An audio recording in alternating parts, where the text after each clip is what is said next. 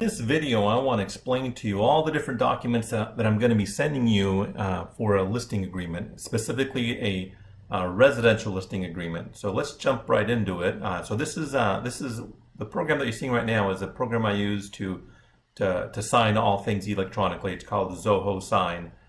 So yours will look, obviously yours, the blue here is going to be pre-filled by my computer, right?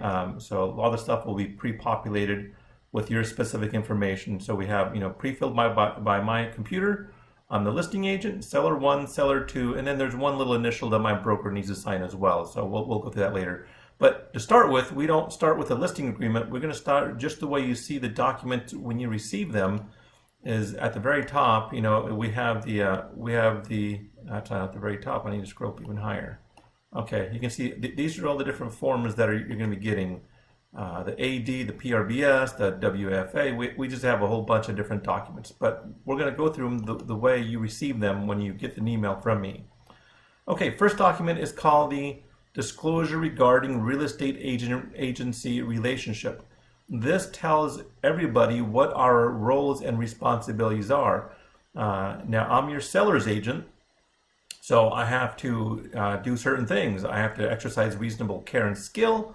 I have to be honest, and I have to disclose all material facts. And this is kind of important here, disclosing all facts known to the agent.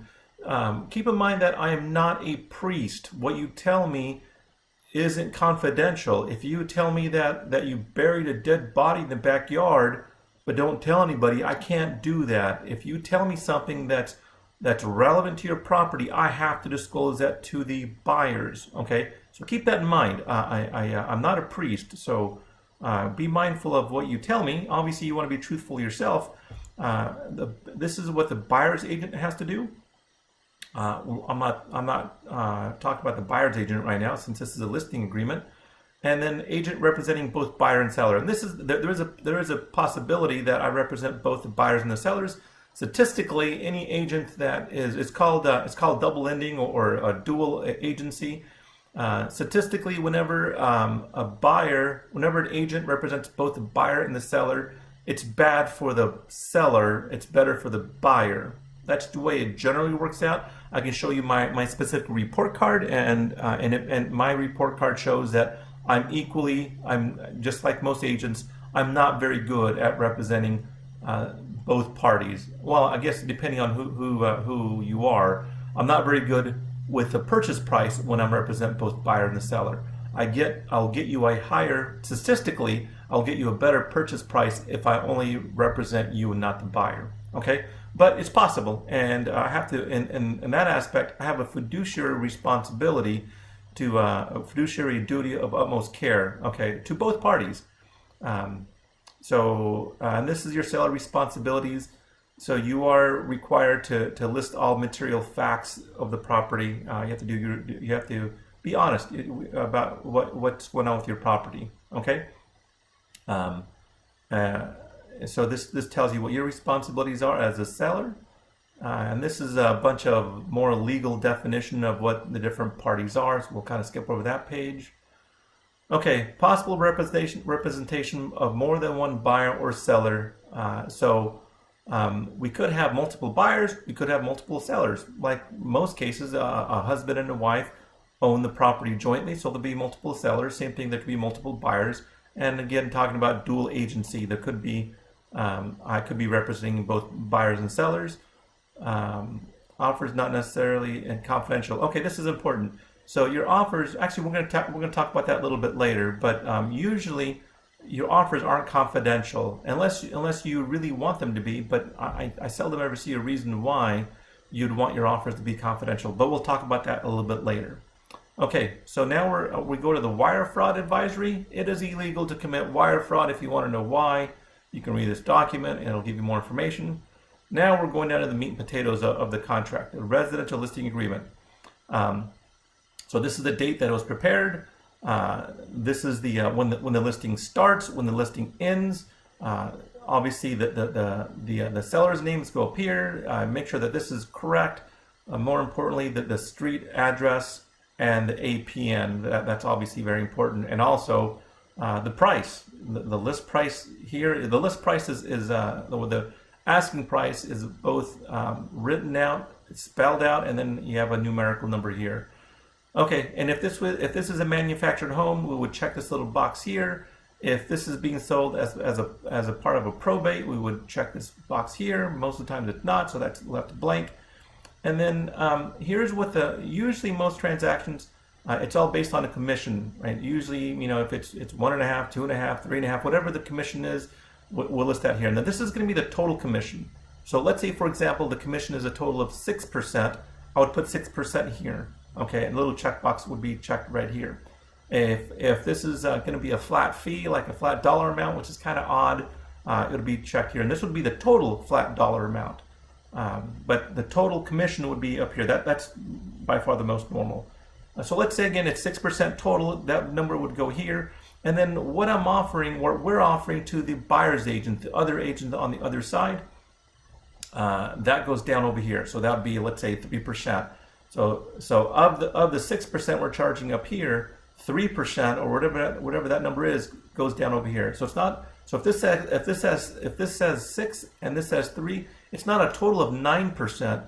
It's a total of 6%, and then I disclose what I'm giving the other side over here, which would, normally if it's 6, I'd give 3 over here. Or if we're doing a flat dollar amount here, let's say this is $10,000 up here, and we're offering $5,000 to the other side, that'd be over here. So this would be $10,000 total, $5,000 to the other side, for a total of $10,000, not a total of $15,000, but a total of just $10,000, whatever that number is up here. Okay, but we want to be clear. I want to be very clear as far as what we're offering the other side of the transaction. And if I'm doing dual agency where I'm representing both the buyer and the seller, then I would get both sides over here. I would still maintain this, and I'd also I'd keep this the full amount, because then I'm still doing the job of the buyer's agent over here. So it's not like I'm not working for this other commission. Okay, but that doesn't happen very often. If that becomes an issue, we can always try to negotiate. If I do represent both buyers and sellers, but that just doesn't happen very often, because I know it doesn't help the seller as much as it helps the buyer. So I generally try to shy away from that. Okay, so over here, this is where, is there anything on the house that's bolted to it that you're going to take with it? Items excluded from the sale, then items that may be included. Usually I leave that blank. Actually, you can't even write anything in there. I leave that blank purposefully. But items excluded, is there anything in the house that's bolted to it that you plan on taking? Like maybe you plan on taking a bush or a tree, or maybe you plan on taking the stove. You let me know. Now, like a refrigerator is not bolted down. You can pull it out, wheel it out. That's considered included. That's standard. You don't have to tell me the stove is included. But if the refrigerator is included, well, even then I don't want to include it. So these are things like a stove. If you really plan on taking the stove with you, you need to let me know that the stove is excluded. Other bolted things down, maybe like a chandelier. If you plan on taking a chandelier, that's bolted, screwed onto the ceiling. If you're planning on excluding that, you need to write it in here. And you can see this is orange, so seller 1 would fill that out. Seller 2 typically just signs, but seller 1 would fill it out. Leased or not owned items. This is the most common thing is going to be a solar system, but maybe your alarm system or your propane tank or your water softener or something else is leased, not owned. So you would select that, and then you would write down who that provider is, and also make sure you let them know, call them, email them, and let them know that we're listing the house. Give them my name and email address. That way we can start the process of transferring it over. And liened items. This is not very common. Seldom are solar systems liened. They're usually leased, like a PPA or a power purchase agreement. That's all a leased, not really a liened. Okay, I don't think I've ever seen anything liened. That's very odd to see that. Okay, next item is MLS. I am a member of multiple MLSs, not just one in here in Bakersfield, but Bakersfield is going to be the most common one. So you're going to see Bakersfield in this little slot here, and this talks about the benefits of putting your property in the MLS. Some people don't want their property on the MLS, which is perfectly fine. There could be reasons why, for safety or security reasons, you don't want your house on the MLS. There is going to be an additional form that we have to include. It's called a SELM, Seller Excludes from the Multiple Listing Service, which would be included in this. I'm not going to talk about that because those don't happen very often. But it's going to be on the MLS for 99% of the time of all transactions that I do. Okay. Next page this is talking about more. Here's a little checkbox. If you want to exclude it from the MLS, we would select that, and then we would also attach another form. Okay.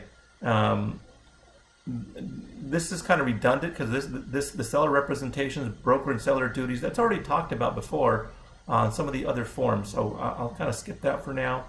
This talks about deposits. Broker is authorized to accept and hold seller's deposits, and as a business principle, we don't ever do that. We don't, as a broker or myself as an agent, we don't handle any kind of checks or cash. That goes directly to escrow. Okay, so it's there, but we don't. We hold ourselves to a little bit higher standard. We don't want to handle any kind of money for the buyers. Agency relationships, we've already talked about agency relationships on other forms, so we'll skip that. Security, insurance, showings, and audio recording. Okay, so this is kind of important because whenever I first go out to your house, this is more about photography and internet advertising. I'm going to take pictures of your property. Now, once those are uploaded to the internet, they're gone. They're not. I don't have control over those images anymore. We have no idea what people do with those images. So when I'm taking pictures of your house, or you need to make sure that if there's something you don't want people to see, we need to hide that. We need to store it away somewhere and not even be present anywhere on the walls or on tables or anywhere. Same thing with people after your house is listed and people are going to walk through your house and see it. They may take pictures or video of the inside of your house, and I have no control over what they do with that information. Okay, so be mindful of that and hide your stuff. Same thing with valuables. You want to put your valuables away. You want to put them in a safe, lock them up, or move them out. And you may consider getting insurance just in case something happens to come up missing that's of concern of you. So keep that in mind. I am going to be putting a lockbox on your property. If you don't want me to put a sign up, we will check that here. Actually, you can see it's blue, so it's pre-filled by me. That's my. If you need to let me know beforehand if you don't want any signs up. And this is not all set in stone. If we don't have this checked, but later you decide, or even after you have a sign up, you decide you don't want a yard sign, that's fine. I can take it down. Not a big deal. I'm pretty flexible. Equal opportunity housing. We all know that we can't discriminate. Okay. Attorney's fees. In any action proceeding in arbitration between seller or broker to enforce the compensation provision of this agreement, the prevailing seller or broker shall be entitled to reasonable attorney's fees. So if things get sideways, the losing party typically pays for the winning party's attorney's fees, but that seldom and really never happens. Okay, so this is kind of important stuff. If there's other terms that we need to include with the listing agreement, that'll typically be written here. That's if you've told me in beforehand. If there's something special that we need to include, these four things are kind of important here that I've added to this. Listing agent, that's me, is authorized to disclose to others if other offers have been received. So here you're giving me express authority to let other parties know, other agents know that we have another offer on the table. Okay, if you don't want me to let the other party know, then check that. You can see here it's orange, so you can check that. I don't know why some people really don't want me to disclose that. But if you don't, then select that. If you don't mind, that doesn't mean I'm going to automatically say that. It depends on where we're at in our contractual, in our process of getting an offer. And that kind of ties into the second one here. Listing agent, that's me, is authorized to disclose to others what the terms are of the other offers. I'll talk about that here in a minute. These three are kind of all tied together. Then the third one, seller will not formally reject in writing any offers not accepted. Okay. So generally what happens is the first question, when this house is live, the first question anybody ever asks me is, do we have an offer on the table? And I would love to tell them, yes, we do.